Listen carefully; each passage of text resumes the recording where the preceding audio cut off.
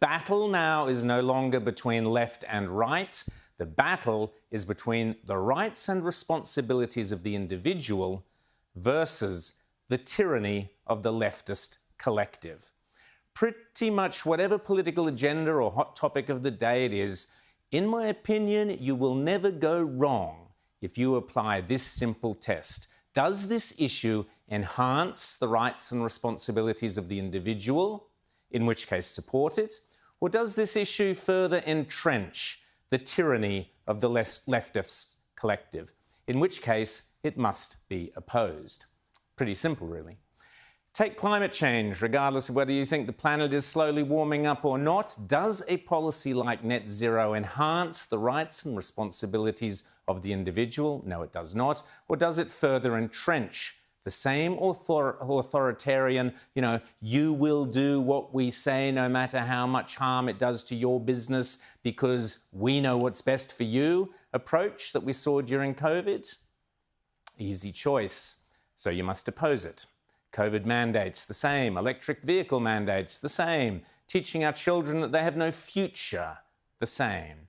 The Indigenous voice to Parliament is a microcosm of the individual versus the collective choice. The voice displaces the rights and responsibilities of individual Indigenous Australians and replaces them, as Senator Jacinta Price has pointed out repeatedly, with this patronising idea of an Indigenous collective, speaking with one uniform voice, as if all Indigenous Australians are the same. A one-size-fits-all consensus brooking no individual choice. No wonder the left loves the voice. On any issue, Labor and the Greens and the left will always favour the collective over the individual. The more authoritarian, the better. Always wearing masks, getting jabbed, eating bugs instead of meat, dobbing in your neighbours, for whatever reason, spouting woke dogma, and on and on and on. All for this mythical, utopian greater good, which somehow never actually materialises. But it makes it very easy to be in a left-wing party. You just follow the crowd, do as you're told, stick to the mantras, mouth the platitudes, and Bob's your uncle. No room for individuality. But it makes it very hard for parties of the right. At the same time as prioritising the opinions of the individual, they must eventually come together with an agreed set of policies to take to the electorate. Last night I showed you some of the best moments of the CPAC conference. Tonight I'll show you the worst, or what has been described as the worst. Although I disagree, I actually think it was a very instructive moment. The controversy arose from a debate about whether the Liberal Party needs to change in order to win power again. There was some heckling and a bit of argy-bargy from the floor, but nothing serious. Former Howard Minister Nick Minchin asserted that the Liberal Party does not need to change. And Peter Dutton appears to have agreed with him, because what this minor stoush resulted in was this unfortunate comment last night from Peter Dutton on Chris Kenny's show. Nick Minchin, who was a key figure within the Howard government, nailed it on the weekend in his contribution. He was heckled by some people within the crowd, but there's an element there of One Nation and Palmer supporters and an extreme right element that, frankly, is on the fringe of the political debate. A fringe right element. Oh dear, oh dear. Now, to be fair to Peter Dutton, he wasn't at CPAC, nor was I by that point on Sunday. But I was for most of Saturday, and I don't recall seeing or meeting any fringe right elements or right-wingers or whatever of that description. But instead of insulting those who heckled, I have gone closely through the video to try and understand exactly what occurred and, more importantly, what it means.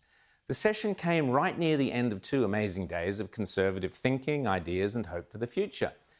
This particular panel was billed as the road back for the coalition, with the subhead being the future of the Liberal Party. And it began like this. But look, I mean, I think what I've detected, and I'm sure you probably found the same, just talking, so many people come up and chatted, and they're being terrific, really. And they do come from a range of backgrounds, and they have a range of views. I mean, after all, we are Conservatives. We don't agree with the party line. I mean, that's for Labor and the Socialists. So far, so good. We don't all agree with the party line. That's for socialists, says Nick Cater. Good. So clearly, healthy disagreement about the road ahead for the Liberals was anticipated. Tina McQueen, who was on this show last night, was effusive in her praise for the CPAC audience and was rightly keen to woo any disaffected Liberals back into the Liberal fold. Now, you know, I don't bull. You know, and I've stuck with the Liberal Party for 40 years. I love the party. And I know every single one of you is at heart is of the Liberal values. So I just want to encourage you to stick around. We're listening to you, we hear you, and we're moving forward. We're going to do a great job. Again, inherent in that comment is the idea that the Liberal Party needs to listen more to Conservative voices. At this point, Nick Minchin pointed out that the Liberal Party is only as good as its members and made an impassioned plea for more people to get involved in his party. We've got to get in there, get involved, work hard, pick the right candidates, get them into Parliament in sufficient numbers to form government. And although nobody in the audience reacted at that point, there would have been a certain disquiet amongst the audience, many of who have witnessed with dismay the takeover of their Liberal branches by these renewables lobbyists, left-leaning power brokers and so on over the last few years, leading to candidates being promoted who were not the party members' real choice, and the party being overrun by those whose opinions and values are virtually indistinguishable from Labor or the Greens. It's no secret that pre-selections in New South Wales for years have been a farce. Tina McQueen must have sensed this flaw in Minchin's plea because she quickly stepped in. Remember, Nick, the good thing out of the last federal election is a lot of those lefties are gone. So we should rejoice in that. I mean, people I've been trying to get rid of for a decade have gone. So we need to renew with good Conservative candidates. And can I just thank Nick? Nick is responsible for Tony Abbott being our wonderful Prime Minister. Nick was the mover and shaker behind that. And Nick, for that, we all thank you. That deserves a clap. That deserves a very big clap. And that does indeed deserve a clap. So here Tina was acknowledging that the Liberal Party had become riddled with lefties, her word, many of whom were arguably were not the choice of the grassroots party members. And as is clear, this profusion of people who espouse left-wing views on everything from climate change to gender and other woke issues, including The Voice, has driven many people, many Conservatives, away from the Liberal Party, basically ever since, again, as Tina acknowledged, since Tony Abbott was rolled or knifed. Amanda Stoker, too, recognised this pre-selection problem and neatly addressed it. When people are frustrated with our party, and sometimes I get that, I really do, and they walk away, you lose, to the extent that you want me, people like me. Because someone like me can't win at a pre-selection unless people like you are members of the party. So even when you're frustrated, it would be amazing if you could stay and make us better. Now, implicit in all the comments so far was a recognition that the party needed to address the issue of these left-wing Liberals and needed to do better, Amanda's phrase, as a precursor to returning to power, which was, after all, what the panel discussion was supposedly about. So it probably came as a very rude surprise when Nick Minchin, widely regarded as a Conservative hero of the Howard era, basically said, no, we don't need to change anything. We don't need to do any better. It's all just fine and dandy as it is, and she'll be right, mate, as far as I'm concerned, that's fine. We've heard a lot this weekend, people saying, oh, the party's changed or whatever. I mean, is the party an immutable force, and can people still actually get in and change it from within if they were committed? Well, to be frank, I don't know that the Liberal Party needs a whole lot of changing. It has profound... And that is where it went off the rails. Well, not exactly off the rails, sliding down the embankment and crashing into the nearest motorway off the rails, but more kind of just slip-sliding a little. But let's be very clear. This was not some far-right-wing fringe or whatever Peter Dutton was led to believe and then foolishly repeated, no doubt to the delight of the ABC and The Guardian. This was a genuine, spontaneous reaction from a very respectful and concerned audience to the idea that despite what had just been discussed, despite what the title of the panel was, despite having lost the last election so humiliatingly, despite having sat back and allowed hard-working Australians to lose their businesses during COVID, despite being forced to take vaccines against their will, despite being hit with pepper spray and rubber bullets, despite having their kids locked out of school, despite having $1 trillion of debt needlessly and pointlessly thrust upon their kids, despite having completely backflipped on climate change and gone grovelling to the globalists at Glasgow to kneel before the altar of net zero, despite fiffy-faffing around about the racist voice to Parliament, despite all of that, nope, we don't need to change, she'll be Apple's mate, she'll be fine, says Nick. That's when the quiet Australians finally said, enough is enough. Hey, calm down, will you? I thought we were a conservative gathering. You're worse than a socialist audience. Give me a chance to speak. Listen, I was a profound conservative and fought every conservative fight in the Liberal Party for 30 years. I was on the trenches. I know what it's like. So I'm not going to take any, rubbish from you lot. Whoa.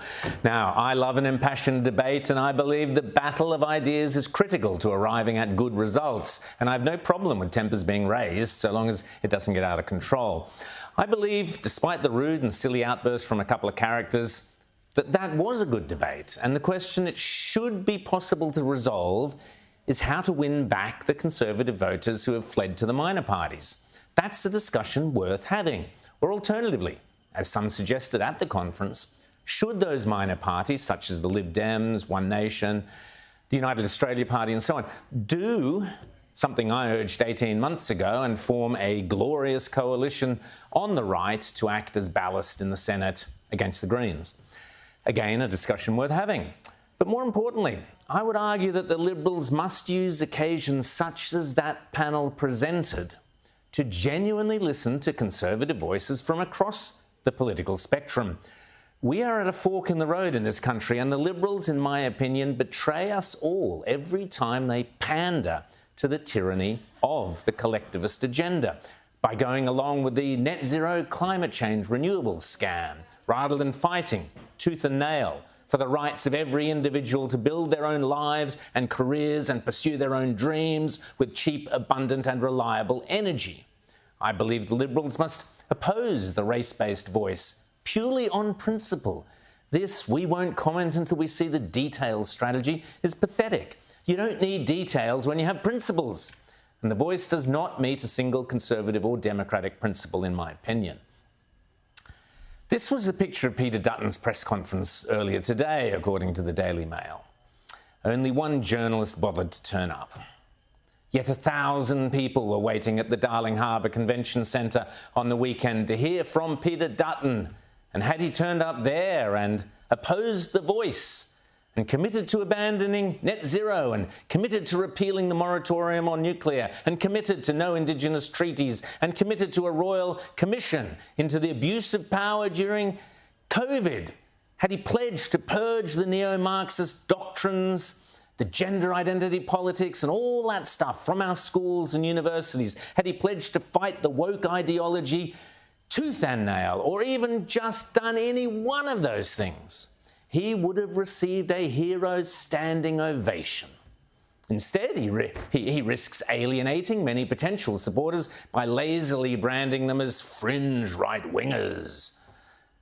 Meanwhile, if you think I'm joking about the tyranny of the collective and how the left has given a dangerous sense of entitlement and power to a whole new breed of petty authoritarian leftists within our public services and public institutions by giving them a common enemy, much as all our governments did here by labelling the unvaccinated as virtual lepers to be shunned during COVID, even Conservative governments. And the urgent need now is for Conservatives to start taking back those institutions and for Conservatives to fight rather than to simply pander to and kowtow to every whim of the left.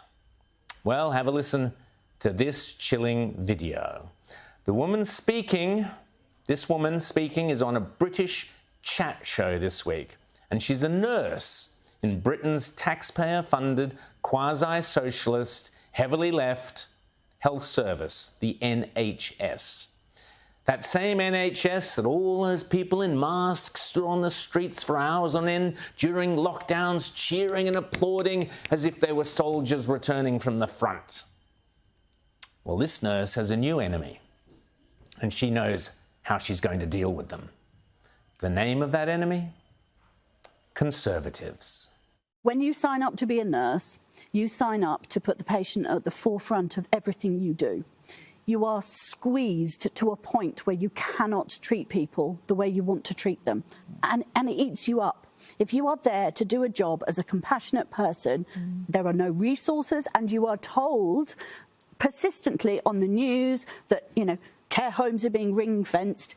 It's a lie, and I'm sorry, but if you have voted Conservative, you do not deserve to be resuscitated by the NHS. Oh, hang on. That is harsh, but I'm looking at these gentlemen here, well, you wouldn't and it has resuscitate made someone me if they're so Conservative.